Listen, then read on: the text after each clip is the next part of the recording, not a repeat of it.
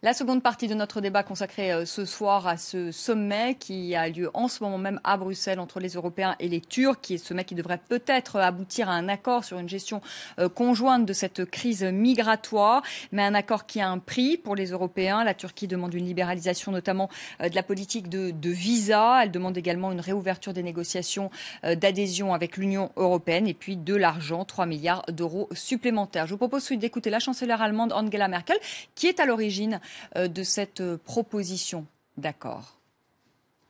Ce qui est primordial, c'est que les conditions ne changent pas pour la Turquie en ce qui concerne la libéralisation des visas.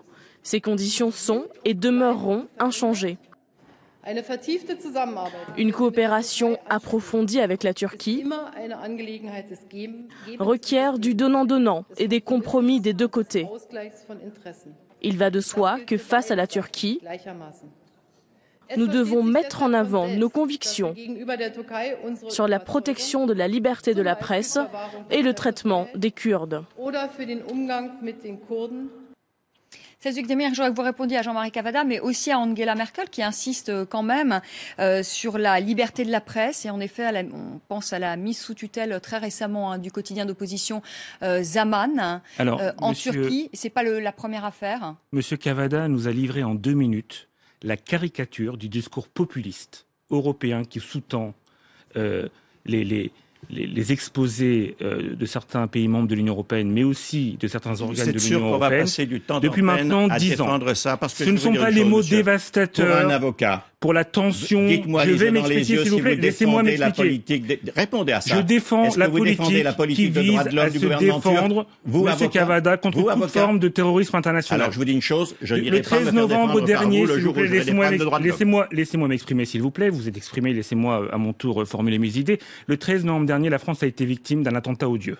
La France a su, notamment en instaurant l'état d'urgence, répondre par des mesures exceptionnelles à ce type de danger. La Turquie est exposée au terrorisme de Daesh, est exposée au terrorisme du PKK. Elle est exposée également à un conflit qui a fait 250 000 morts à sa frontière et en plus à une tentative de coup d'État d'une confrérie religieuse, le mouvement Gülen, qui en décembre 2013 a tenté de renverser un pouvoir qui a été élu démocratiquement. Donc en conséquence, la Turquie se doit de réagir et contrairement à ce que vous indiquez, c'est une autorité judiciaire, M. Cavada, qui a ordonné la nomination d'un administrateur judiciaire pour, en effet, prendre le contrôle d'un média qui a été infiltré par une organisation terroriste qui a tenté un coup d'État à l'encontre du pouvoir turc. Contextualisez vos discours, M. Cavada, vous ne connaissez pas. C'est vrai, vous avez raison, je l'admets. Laissez-moi une dernière phrase. Une dernière phrase. Je l'admets, monsieur. Et c'est en tenant compte de la réalité du terrain que vous arriverez, M. Cavada, à comprendre la Turquie et les Turcs. Ce n'est pas en ostracisant la situation de la Turquie. Je voudrais juste dire une chose qui me frappe. Et ce genre de discours complètement globalisant et qui n'a aucune hauteur et profondeur, tant les relations entre la Turquie et Allez, un dernier mot pour Jean-Marie Cavada. Et puis j'ai un mot à dire. Le discours que nous venons d'entendre de ce monsieur est celui d'un conseiller juridique du consulat de Turquie en France. Par conséquent, il fait son métier. Un citoyen franco-turc. Et en ce qui me concerne, c'est terminé. Sur votre manque de profondeur. Allez, c'est terminé parce que sinon on pourrait continuer encore pendant une demi-heure. Peut-être qu'on pourrait parler des réfugiés.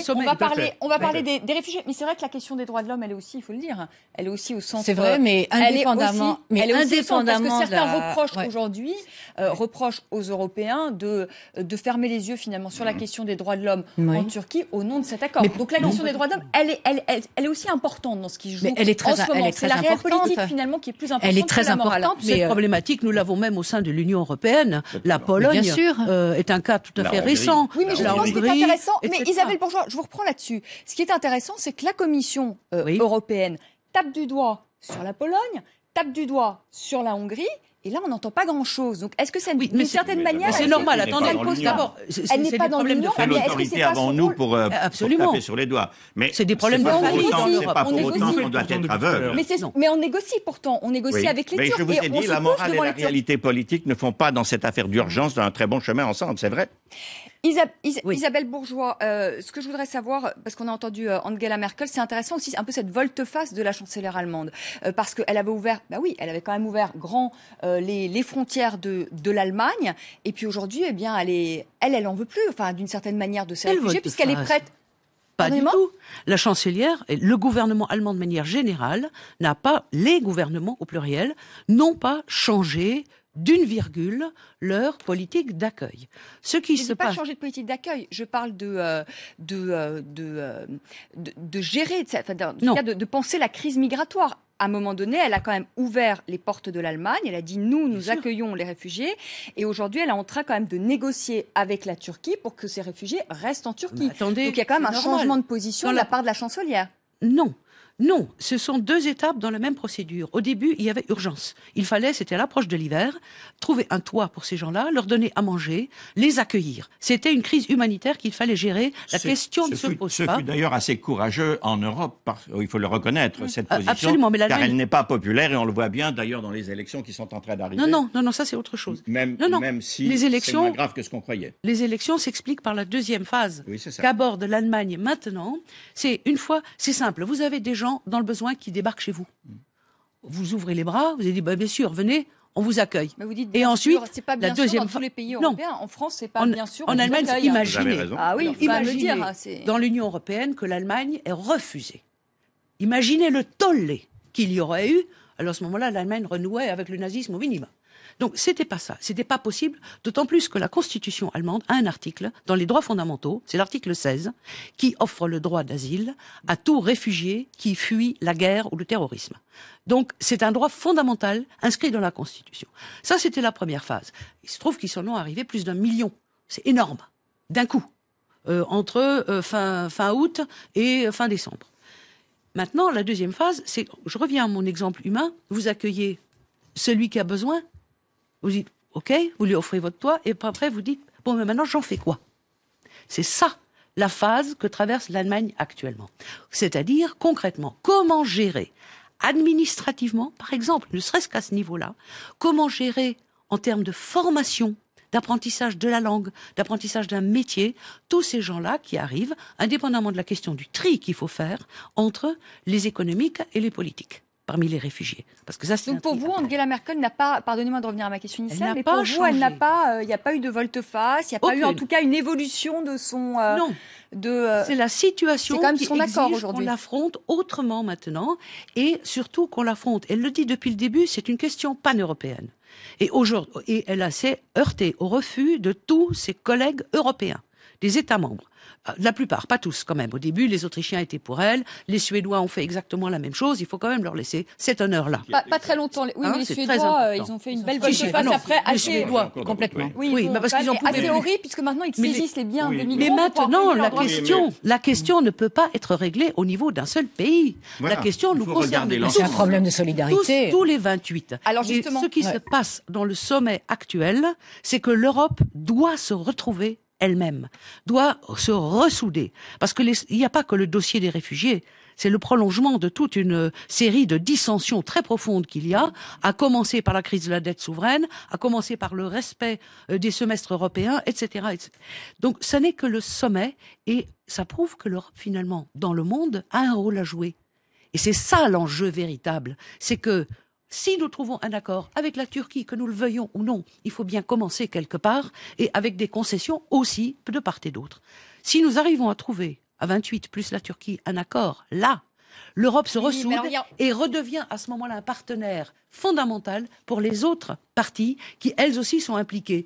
Donc l'OTAN, toutes les forces militaires, etc. Claire Rodier, trouver là un accord, faut-il encore que les Européens soient tous d'accord là-dessus? Parce que ce qu'il faut dire, c'est que c'est pas pour autant parce que la Turquie va gérer une partie de la question des réfugiés que la question est entièrement réglée. Il y a des réfugiés qui vont continuer à arriver en Europe, et ce qui va nécessiter de la solidarité de la part des États européens. Et aujourd'hui, il y a plein d'États qui n'en veulent pas de ces réfugiés. La Pologne, la Hongrie n'en veut toujours pas. La France n'en veut pas non plus. La recherche de l'accord avec la Turquie traduit plutôt un égoïsme collectif, mais qui est le symbole de ces égoïsmes nationaux dont l'Europe donne le pitoyable spectacle depuis maintenant 15 ans. Mais moi, je voudrais savoir, Claire Rodier, comment vous expliquez justement que l'Europe ne veut pas de ces réfugiés? Moi, je pense au Canada, à Justin Trudeau quand même. C'est Guy Verhofstadt aussi qui disait ça, qui disait mais le conflit syrien, c'est loin pour lui. Et il a accueilli quand même 25 000 Syriens. Comment vous expliquez qu'en Europe, on ait peur? Parce que dans le fond, c'est une question de peur. Je pense qu'il faudrait revenir d'ailleurs à ça dans ce débat. Moi, je ne ostracise pas la Turquie et je ne considère pas qu'on est au bord du gouffre et qu'il faut absolument faire quelque chose et tout. Il faut accueillir, tout simplement. Pour l'instant, l'Europe n'a quasiment rien accueilli. L'Allemagne a pris la plus grande part, certes. L'essentiel, oui. Voilà, l'essentiel. Et les autres, quasiment rien. Donc, pour l'instant, on peut accueillir des réfugiés. Il faut peut-être commencer par ça, plutôt que de se demander qui pourrait les prendre, est-ce que ce sera un dictateur ou pas, combien on va payer ou pas. Le problème n'est pas là. Le problème, c'est qu'on a Mais il y a une peur des populations, c'est ça la réalité. Une population qui est complètement alimentée par le discours politique. Regardez ce qui s'est passé après le discours de Merkel au mois d'août, qui a été vaguement imité par François Hollande en France dans la foulée. Vaguement, hein. Il a voulu donner l'impression qu'il était à l'unisson avec Angela Merkel, qui parlait d'1 million pendant que lui, il parlait de 30 000. Bon, bref. Mais à partir du moment où on a eu ce discours fort de 2 dirigeants forts, on va dire en Europe, il y a eu une vague d'enthousiasme des populations de ces 2 pays, en tout cas, des médias, de tout un chacun pour accueillir des réfugiés. Je veux accueillir des réfugiés chez moi. Il y a un problème des politiques, des hommes politiques. Mais bien finalement, sûr, quand on dit les citoyens européens ont peur, c'est pas vrai. Les citoyens européens, ils ont peur parce qu'on leur dit attention, ça fait peur. Mais si on leur dit c'est normal, on a de la place, on est 500 millions, ils sont arrivés que à 1 million pour l'instant. Au Liban, un quart de la population est réfugiée. Personne ne dit que le Liban est saturé. En Jordanie, ça doit atteindre 1 million maintenant. En Turquie, c'est effectivement 2,5 millions. Personne ne dit que ces pays sont étranglés, sont assommés, vont perdre leur identité.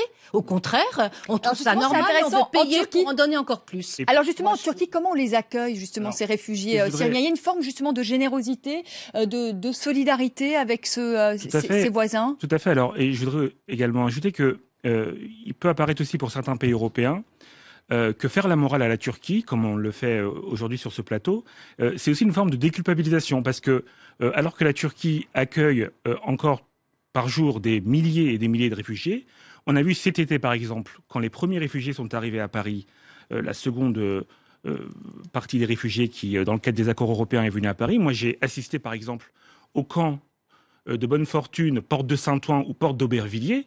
C'était des conditions absolument effroyables.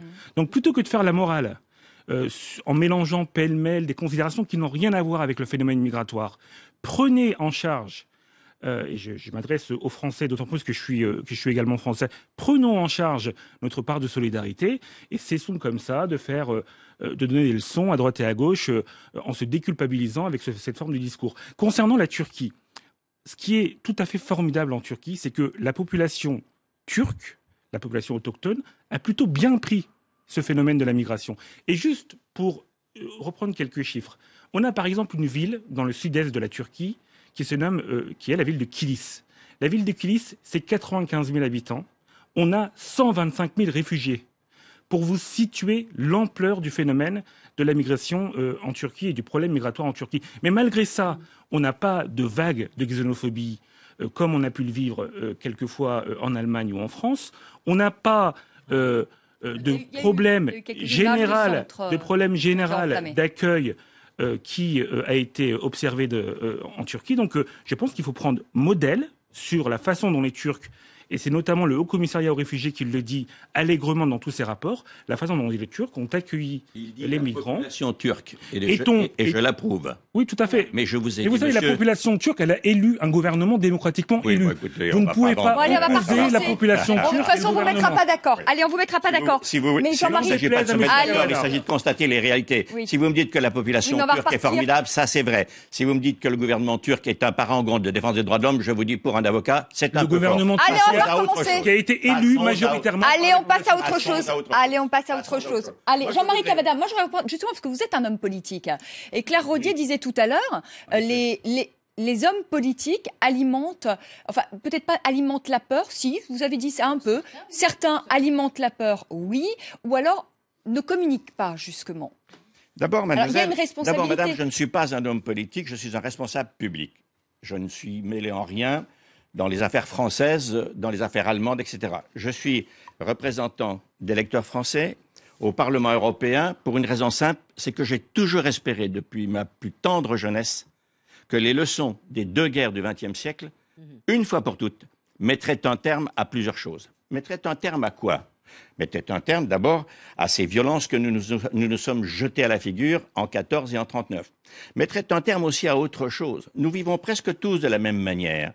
Nous avons donc de profondes raisons de nous comprendre, de collaborer et, je dirais, de construire ensemble de construire ensemble un continent dans lequel les valeurs valent mieux que la valeur marchande. Or, là, l'affaire des réfugiés montre que nous avons abandonné cette chose, et ça, c'est très important. Vous avez dit tout à l'heure, Madame Rodier, que la répartition avait été, en gros, désastreuse. Vous avez absolument raison. Vous dites que les hommes politiques, ou les femmes, enfin bref, une majorité sans doute, une grande quantité en tout cas, ne dit pas que c'est l'honneur d'un pays que d'accueillir, ne serait-ce que pour ses besoins. Et ensuite pour sa propre, je dirais, son propre respect de lui-même, des réfugiés. Moi, je le dis, vous ne tiendrez pas dans toute ma vie une seule phrase qui irait dans le contraire. Je vous le dis à vous notamment au passage. Et il y a une troisième chose que je voudrais dire.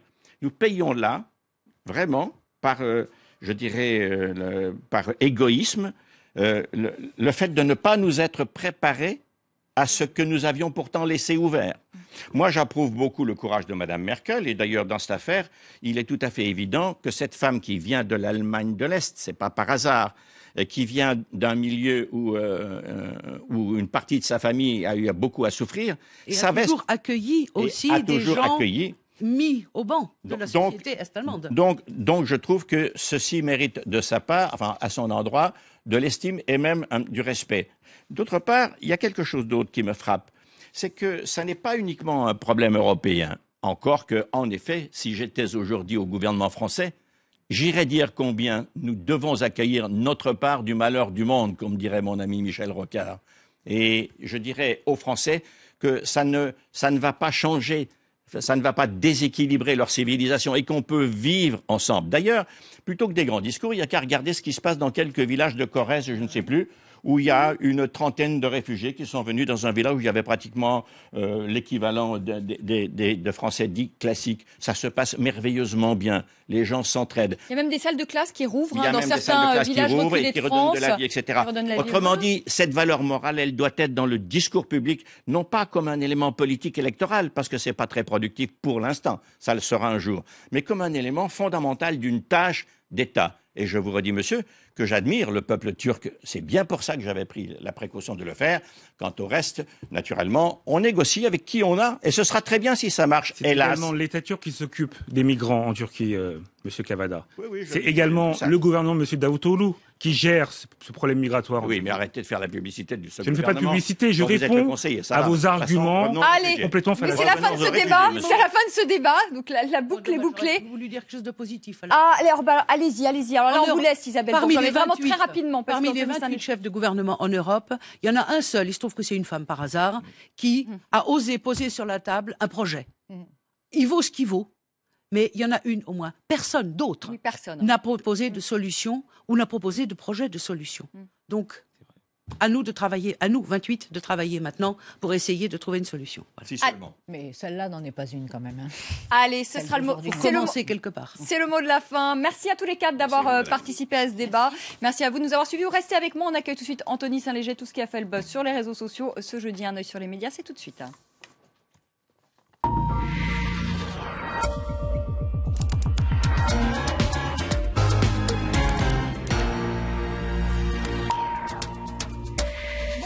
Anthony, on reparle de ce sommet qui s'y en ce moment même à Bruxelles et qui tente de finaliser un accord sur la crise migratoire. Oui, tout n'est pas encore réglé, hein, c'est ce que disait encore Angela Merkel, la chancelière. Isabelle Bourgeois, oui, vous avez fait un... C'est vrai qu'Isabelle Bourgeois défend beaucoup Angela Merkel, elle en est un peu très fan, vous en êtes très fan d'Isabelle Bourgeois. Donc c'est ce que disait la chancelière allemande Angela Merkel en début de soirée. Et il faut dire que c'est un des principes qui pose problème. Eh bien, c'est ce principe qu'on pourrait résumer ainsi, un migrant illégal renvoyé, un réfugié accueilli. Et c'est ce principe qui fait grincer des dents de nombreuses ONG, notamment Human Rights Watch, qui nous dit ce n'est pas parce que l'Union européenne est face à ce tel désespoir qu'elle doit pour autant accepter un deal qu'elle juge illégal. Amnesty International, elle, parle de marchandage, qu'il ne faut en aucun cas accepter. Et puis c'est un troc de réfugiés selon France Terre d'Asile qui ne comprend pas que l'Union européenne, qui est prix Nobel de la paix, eh bien, se livre à un marchandage de vulgaires marchandises. Ce sont les termes de l'organisation. C'est d'ailleurs un petit peu le sentiment partagé aussi par le dessinateur Chapat. Alors ce dessin n'est pas du jour, mais il a été remis au goût du jour par les internautes, où l'on voit ce passeur turc qui dit 5 000 € pour ne pas les faire passer, ou encore cet autre dessin de Latuf où l'on voit le président turc Recep Tayyip Erdogan prêt à accepter l'argent de l'Union européenne, mais prêt aussi à ouvrir les vannes. Alors la correspondante du Monde à Bruxelles estime qu'à trop vouloir défendre l'Europe, eh bien l'Union européenne est peut-être en train d'en oublier ses valeurs fondamentales et peut-être aussi de s'asseoir sur ces valeurs. Autre réaction, ce sont cette proposition de résolution emmenée par Bruno Le Maire. Plusieurs députés estiment qu'il ne faut pas prendre comme prétexte la crise migratoire pour que l'adhésion d'Ankara à l'Union européenne soit mise sur la table. Éric Ciotti, député français des Républicains, estime même que l'Union européenne est peut-être en train de vendre son âme à la Turquie. On voit notamment cette idée partagée aussi sur les réseaux sociaux où on voit le sultan Erdogan pieds nus, sans chaussettes, avec Jean-Claude Juncker, le président de la Commission européenne, qui lui baise les pieds. Alors, il est vrai que Charles Michel, le Premier ministre belge, a rappelé à son arrivée au sommet européen qu'il ne préférait aucun accord plutôt qu'un mauvais accord et qu'il était prêt à défendre les intérêts européens. En France, 4 mois après les attentats, il y a une commission d'enquête parlementaire qui a été créée, qui d'ailleurs est dirigée par Georges Fenech, qu'on voit ici à l'image. Et il y a une reconstitution au Bataclan. Les parlementaires sont revenus aujourd'hui au Bataclan, quelques mois après les attentats. Oui, alors y a-t-il eu des failles sécuritaires? Pourquoi l'assaut a-t-il eu lieu que 2h30 après l'attaque? Ce sont toutes ces questions auxquelles devront tenter de répondre les parlementaires. Mais ce déplacement a provoqué beaucoup de réactions, et notamment certains qui estiment que c'est totalement inapproprié. Chagrincheux nous dit les vautours sont au Bataclan. Certains y voient même une récupération politique. Cet autre internaute a par exemple traduit la phrase d'Alain Marceau, qui est membre de cette commission, qui est député Les Républicains. Le temps des victimes est maintenant passé en le temps de la campagne présidentielle. Alors ça ne s'affiche pas, mais c'était ça. Le temps de la campagne présidentielle est arrivé. Et puis il y a aussi les victimes elles-mêmes qui se sont dites très choquées de cette reproduction ce matin, et notamment parmi elles la mère d'une des victimes. Elle dénonce une parodie scandaleuse de justice, une véritable instrumentalisation. On l'écoute. Étonne que dans ce devoir de vérité et de justice, les parlementaires instrumentalisent ce qui s'est passé au Bataclan, et on est écœuré. On en est malade de ce qui se passe. Oui, alors cette mère de victime rajoute d'ailleurs qu'elle ne connaît même pas la chronologie exacte des événements, et c'est face à ce désarroi que le rapporteur de cette commission, Sébastien Pietrasanta, a notamment précisé qu'il établirait un rapport. Il établirait un rapport précis avec le déroulé des événements. Il salue également le courage des victimes et évoque la force et le professionnalisme des forces de police. C'est également ce que fait Olivier Falorni, membre de cette commission, parce que c'est vrai que les forces d'intervention ont été mises en cause dans cet assaut. Et puis, parmi cette commission d'enquête, il y a aussi qui a donné lieu à plus d'une quarantaine d'heures d'audition. Il y a aussi ce témoignage glaçant de Caroline Langlade. Elle fait partie des rescapés du Bataclan. Avec une quarantaine de personnes, elles se sont retrouvées dans une loge. Et une personne, elle ne le savait pas à l'époque, évidemment, c'est un terroriste qui s'est fait passer pour quelqu'un du GIGN en leur demandant d'ouvrir la porte. Et là, le débat a eu lieu parmi les otages. Ils se sont demandé s'il fallait ouvrir la porte. Et le non l'a emporté à une courte majorité. Et c'est ce non qui leur a sauvé la vie. Merci beaucoup. Merci Anthony. Merci encore à tous les 4 d'avoir participé à ce débat. Merci à vous de nous avoir suivis. Très belle soirée sur France 24. Tout de suite le journal. Et je vous retrouve demain soir à partir de 18h, heure de Paris. Une semaine dans le monde. À demain.